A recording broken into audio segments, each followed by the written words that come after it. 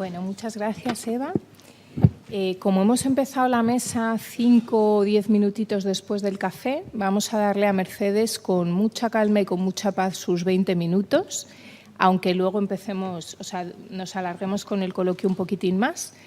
Mercedes, yo creo que le toca abordar en esta mesa quizá el tema más desconocido, porque en otras oportunidades hemos hablado más de la conexión entre trata y menores y trata y personas refugiadas, pero creo que tenemos bastante poco conocimiento sobre realmente la conexión entre la trata y la discapacidad y cómo ser capaces de detectar estos signos de discapacidad que, como decíamos, no son evidentes. Nosotras hemos tenido muy buena experiencia con la Fundación A la Par desde Proyecto Esperanza. Hemos hecho un intercambio de profesionales muy interesante en el que nosotras les hemos formado a ellos en temas de trata y a la vez hemos recibido formación de su parte en temas de discapacidad que nos han resultado súper útiles y súper interesantes para nuestro trabajo. Así que desde ahí os invito a escucharla con mucha atención. Muchas gracias, Mercedes. Muchas gracias a ti, Marta. Bueno, ya me toca a mí, por fin, la última, y espero ser lo más rápida posible. Ya estamos a punto de comer, tendrá la gente hambre. Si me veis que hablo un poco mal es que, bueno, mi garganta no está hoy en las mejores condiciones. Tengo que agradecer muchísimo a Proyecto Esperanza que nos hayan invitado, a la Fundación A la Par, porque, bueno, pues como ha dicho ahora, la discapacidad parece que no entra dentro de muchísimos proyectos, de muchos aspectos. Parece que estamos siempre englobados en un gremio y que no vamos más allá que dentro de la discapacidad, pero la discapacidad se mueve en otras partes y bueno, pues es bueno y bonito saber de ello. Cuando hablé con Marta, me dijo que diera unas pinceladas sobre lo que era la discapacidad, porque ya que éramos un foro de trata, quizá mucha gente no estaba dentro de este ámbito. Os he traído una definición, hay muchas, pero os he traído una que creo que es en la que nosotros nos basamos, porque es muy clara y muy simple y además es de la Asociación Americana de Discapacidad Intelectual y Problemas de Desarrollo y es muy clara y muy sencilla. La discapacidad intelectual es una discapacidad caracterizada por las limitaciones significativas en el funcionamiento intelectual, pero no solo en el funcionamiento intelectual y cognitivo, sino también en las conductas adaptativas. Y esas conductas adaptativas engloban lo que serían todos los factores sociales, prácticos y conceptuales de lo que es el mundo en general y la vida en general. Y además, esto se tiene que dar antes de los 18 años. Una persona que ha sufrido algún otro tipo de evento en su vida después de los 18 años que le ha ocasionado algún deterioro cognitivo ya no tiene discapacidad intelectual, tendría un daño neurológico, que sería como debería de ser diagnosticada. Si nos fijamos un poco en la epidemiología, nuestra población ahora mismo tenemos alrededor de un 1,5% de personas con discapacidad, más o menos entre un 1 y un 3%. Realmente es muy poco si lo pensamos, pero bueno, están ahí, ese 1,5% está ahí. Si nos fijamos en otros países, en países en vías de desarrollo, podemos llegar a encontrar hasta un 4% de personas que tienen discapacidad. Y más o menos, bueno, ya sabéis que la discapacidad se engloba como en niveles. Pues de este 1,5% sí que hay un 85% que tiene una discapacidad leve, que estarían incluidas las personas que tienen inteligencia límite, discapacidad ligera, un 10% con discapacidad de tipo moderado, un 4% severo y un 2% una discapacidad profunda. Todo esto lo medimos con pruebas, lo medimos con test estandarizados que se basan en el cociente intelectual, pero además de eso también utilizamos pruebas que hablan de esas conductas adaptativas que se necesitan pues, para el día a día y el poder seguir una rutina y una vida normalizada. Cuando digo normalizada es porque nosotros utilizamos lo de normalizado a veces de una manera pues a veces errónea, porque también ellos pueden estar normalizados. Nos basamos en un modelo que es multifactorial. Nos basamos en el modelo a nivel biopsicosocial. ¿Por qué? Porque la discapacidad antiguamente, por ejemplo, se decía que toda persona que tenía discapacidad intelectual era porque tenía un síndrome, el síndrome de Down, el síndrome de X frágil, el síndrome de Prader-Willis. Entonces eran condiciones genéticas o por aspectos congénitos de la persona o porque había una afectación física y entonces había una discapacidad intelectual. Pero no solamente hay que tener en cuenta estos factores, sino que también tenemos que tener en cuenta los factores psicológicos y los factores sociales. Los factores psicológicos, algo tan que parece tan... que no, yo a veces lo pienso y digo, no puede ser, ¿no?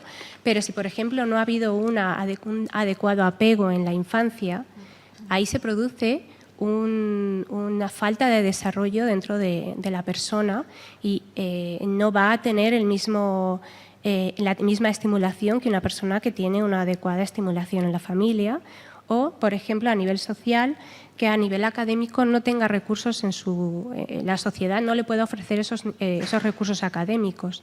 Todas esas deprivaciones son factores que van a incidir en que una persona antes de los 18 años, si no ha tenido todas esas estimulaciones y si ha sufrido esa negligencia, pueda llegar a tener discapacidad intelectual, lo cual no quiere decir que tenga una discapacidad por síndrome, pero sí una discapacidad por deprivación y estimulación. Con lo cual, el modelo que utilizamos tiene muchas dimensiones, tiene 5 para ser exactos. Tenemos que medir en toda persona que viene una capacidad intelectual o cognitiva, que eso lo hacen los test. Tenemos que ver qué conducta adaptativa tiene y cómo responde en general a la vida. Tenemos que ver cómo participa a nivel social, qué rol tiene en la sociedad, si interactúa o no interactúa. Pero tenemos que también valorar sus problemas de salud. Hay veces que la salud también está siendo un factor importante para que esa persona no pueda aprender más o menos, no se pueda desarrollar de la misma manera que otras. Y también tenemos que tener en cuenta el contexto. Cuando hacemos las valoraciones, nosotros, por ejemplo, en la unidad de atención a víctimas, tenemos en cuenta todas estas 5 dimensiones porque necesitamos saber esas necesidades que va a tener para poder saber qué apoyos va a poder tener, para poder saber individualmente cuál va a ser, con esos apoyos, cómo va a ser ese funcionamiento y cómo vamos a poder ofrecerles un mejor funcionamiento dependiendo de lo que queramos trabajar con ellos a nivel académico o, por ejemplo, a nivel forense. Entonces, ¿qué usamos? Primero, medimos todas esas necesidades que tiene, buscamos y creamos esos apoyos que va a necesitar y entonces ya podemos obtener un mejor funcionamiento individual del individuo, de esa persona con la que vamos a trabajar. Las causas. Pues las causas de la discapacidad intelectual, como os he dicho antes, pueden ser factores hereditarios, alteraciones pues durante el desarrollo embrionario o, por ejemplo, problemas en el parto que ha habido por hipoxias o por infecciones durante el parto, traumas dentro del embarazo o de las que hoy, sobre todo, voy a hablar, que son las que han sido influenciadas por el ambiente, que es un poco las personas con las que el perfil con el que nos hemos encontrado nosotros cuando hemos trabajado con personas que han sido víctimas de trata. Sobre todo por desnutrición, falta de estimulación académica, por aislamiento social. Todo esto también ha provocado y provoca una discapacidad intelectual. ¿Dónde trabajo? Pues trabajo en la Fundación A la Par, pero dentro de la Fundación A la Par tenemos lo que llamamos la Unidad de Atención a Víctimas con Discapacidad Intelectual. Esta unidad se creó en el 2010 junto con Guardia Civil y Policía Nacional y el primer año tuvieron 7 casos nada más. Actualmente, después de todos estos años, ya casi hemos llegado a 800 víctimas. El 64% han sido adultos, 20% adolescentes y un 16% de niños. En la unidad, para que os hagáis una idea un poco de qué cosas trabajamos, tenemos 3 programas. El primer programa es el programa de prevención. Como han dicho antes, además es básico y fundamental, porque sin el programa de prevención hay muchas cosas que no se detectarían. En el programa de prevención trabajamos para dar formación a profesionales que están dentro de lo que es el ámbito de la discapacidad intelectual, pero ya últimamente también estamos dando formación a ámbitos que no tienen nada que ver con la discapacidad intelectual. Por ejemplo, nos han pedido muchísima formación a nivel judicial. Nos ha pedido formación, por ejemplo, pues la formación que hicimos con Proyecto Esperanza, igual que ellos también nos ofrecieron toda la formación a nivel de trata. Y aparte de eso también ofrecemos talleres para las personas con discapacidad intelectual, de prevención de abuso, para que sepan qué es un abuso y cuál es trato digno o indigno, y también en el ámbito de las nuevas tecnologías. ¿Por qué es importante esto? Porque a raíz de estos talleres se han detectado un montón de casos. Ellos mismos no sabían muchas veces que les estaba pasando algo que no debía de pasar. Otro programa que tenemos es el de intervención, que sería como dividido en dos partes, todo lo que es la intervención terapéutica. Tenemos psicólogos que trabajamos todo el área de trauma y el estrés postraumático después de haber sufrido el evento traumático que han tenido. Y luego la parte más forense. En la parte forense luego me voy a detener un poquito más porque es algo que se creó la figura del facilitador y sí que se está trabajando, incluso ya nos están llamando a nivel de fiscalía para poder apoyar a las personas a poder tener una adecuada declaración. Y luego la parte de investigación, en la que intentamos desarrollar herramientas específicas para la discapacidad intelectual para que puedan ser atendidos de la mejor manera posible. Ahora, por ejemplo, estamos validando una batería de valoración de estrés postraumático que además va a ser extensible a todo lo que es, y ya lo estamos utilizando, para la valoración del daño o secuela en forense. Cuando yo empecé a trabajar en la fundación, yo también soy parte de lo que es la discapacidad intelectual porque mi hermana pequeña tiene un síndrome de Down y yo he vivido en la parra toda mi vida porque pensaba que mi hermana era absolutamente feliz y que no le iba a pasar nunca nada en la vida, obviamente. Cuando llegué a la unidad, de pronto vi que había entre un 60 y un 80% de porcentaje de que las personas con discapacidad intelectual pudieran sufrir un abuso. Desde entonces me he vuelto paranoica y ya estoy preguntándole cada vez que la recojo los domingos qué ha hecho y con quién ha estado. Pero bueno, ahí está. Para mí las cifras me resultaron bastante horribles y me llamaban mucho la atención. ¿Por qué? Porque yo ni me imaginaba que esas cosas pudieran pasar a las personas con discapacidad. Además, la tasa de sufrir abusos sexuales puede llegar a ser 10 veces más que en personas que no tienen discapacidad. Si hablamos de menores con discapacidad intelectual, se duplica el riesgo de tener abuso sexual. Y además, el problema de todo esto es que solamente hay una revelación de un 3% de esos porcentajes, con lo cual nos estamos perdiendo muchas cosas. Y ya si hablamos de lo que es la explotación sexual, el riesgo, en los últimos, la literatura que últimamente he estado leyendo para prepararme esto, el riesgo es mucho mayor. ¿Por qué? ¿Por qué pasa todo esto? Pues realmente por los factores de vulnerabilidad. Unos factores de vulnerabilidad, como estamos hablando de toda la vulnerabilidad, que son muy claros. En discapacidad, por ejemplo, a nivel contextual, lo lógico es que a la gente con discapacidad son menos creíbles. La gente dice, bueno, es que se imagina muchas cosas. O llegan, por ejemplo, y dicen, no, es que tiene mucha imaginación y se inventa todo. O ha visto no sé qué en la tele y entonces ya se quedan ahí. O, por ejemplo, por el efecto eclipsador o la patoplastia, que son conceptos que utilizamos mucho en discapacidad y que pues nos pasa a todos. Por ejemplo, el efecto eclipsador. Vemos a una persona con discapacidad intelectual que se está dando golpes en la pared, en la cabeza. Y lo lógico es que digas, bueno, es que como tiene discapacidad, pues claro, está nervioso y se da golpes en la pared.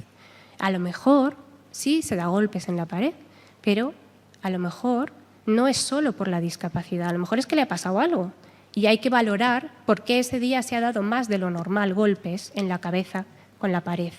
Entonces, hay que estar muy atentos. ¿Por qué? Porque las manifestaciones de los problemas van a ser de forma muy diversa que las que tenemos las personas que no tenemos discapacidad intelectual, porque nosotros podemos hablar y ellos a lo mejor no tienen la misma capacidad para expresarse. O la patoplastia. La patoplastia, por ejemplo, es cómo se manifiestan determinadas enfermedades mentales en las personas con discapacidad. Por ejemplo, una depresión en una persona que no tiene discapacidad tendría tristeza, llanto fácil, apatía, falta de sueño, dificultades para dormir. A lo mejor una persona con discapacidad intelectual, la depresión la demuestra de otra manera. A lo mejor sí que llora mucho, o a lo mejor ríe mucho, o a lo mejor está hiperactivo. Entonces, todas esas cosas hay que tenerlas en cuenta cuando estamos trabajando con personas que tienen condiciones diferentes. Otra de las cosas otros de los factores de vulnerabilidad es el mito del no, hombre, no, a una persona con discapacidad nunca le va a pasar nada. Yo era la primera que no me lo creía. Nunca le va a pasar, nunca va a tener un abuso, es imposible, si está muy protegido. Y además, si es un angelito y no tiene sexo. Las personas con discapacidad intelectual normalmente no tienen relaciones con nadie, no tienen relaciones sexuales. Eso es algo, son mitos que han estado ahí en la sociedad y que poco a poco, bueno, pues se van rompiendo. Por ejemplo, ahora ya hay cada vez más programas de educación afectivo-sexual, pero antes no había tantos y son cosas que hay que ir rompiendo y que hay que ir saltando. Otra de las cosas que hay que tener en cuenta son las decisiones no respetadas. ¿Cuántas veces hemos oído? Lo haces porque yo lo digo. ¿Por qué? Porque yo lo digo. Y pues lo hacen. Y no buscan más. Pues vale, pues lo hago. No buscan un porqué, no buscan una razón por la que lo tienen que hacer. Es porque ya su rutina es así y la van a seguir. Y si tú eres capaz de meterles en su rutina, ya has conseguido todo de ellos. Por ejemplo, no hay... bueno, esto ya sería la otra diapositiva, me voy a adelantar. Todos los aspectos dentro de la intimidad y del pudor necesitan muchísima más atención a nivel de higiene. Y esos son factores que también pueden provocar que las personas con discapacidad puedan tener más riesgo de sufrir algún tipo de abuso. No sé cómo voy. Fatal. Y bueno, las pertenecientes a la discapacidad. Una de ellas, y es muy, muy, muy clara, es la desigualdad social. Las personas con discapacidad también quieren ser aceptadas y queridas en la sociedad, pero igual que todos. A mí me gusta que mis amigos me quieran y me llamen. Ellos quieren también tener amigos, ellos también quieren tener gente que les quiera. Y con este poquito les vas a tener en la mano. Son muy deseables socialmente. Son muy sumisos, tienen una gran dependencia. Y luego todo lo que son los problemas de comunicación. Si nosotros no sabemos expresar muchas veces lo que queremos o lo que nos da miedo, a ellos les va a costar mucho más expresar todo eso y a veces entender lo que les pasa. Bueno, ya me paro en trata. Os he traído datos solo del 2017, pero el otro día mirando nuestra tabla sí que teníamos alrededor de unos 54 casos de víctimas de trata desde el 2010. En el 2017 se atendieron 24 casos, de menores solo fueron 4 y el resto fueron mayores de 18, fueron 20 casos. El perfil que tenemos en la Fundación o en discapacidad, así como se ha hablado mucho de perfiles internacionales, en discapacidad tenemos perfiles de trata interna. Tenemos perfiles sobre todo de explotación sexual por parte de familias, conocidos, novios, parejas que tienen y son mujeres todas, las tienen trabajando para ellos y sacando dinero con muy poco beneficio o con ningún beneficio. Así, de los países que hemos tenido gente han sido 17 que eran de españolas, 4 de América Latina, 2 de África y 1 de Europa del Este. ¿Qué hacemos cuando viene una víctima o cuando nos llaman porque hay una víctima de trata? Con Proyecto Esperanza, por ejemplo, sí que hemos hecho valoraciones de discapacidad y, bueno, pues en este caso sí que las seguiríamos haciendo.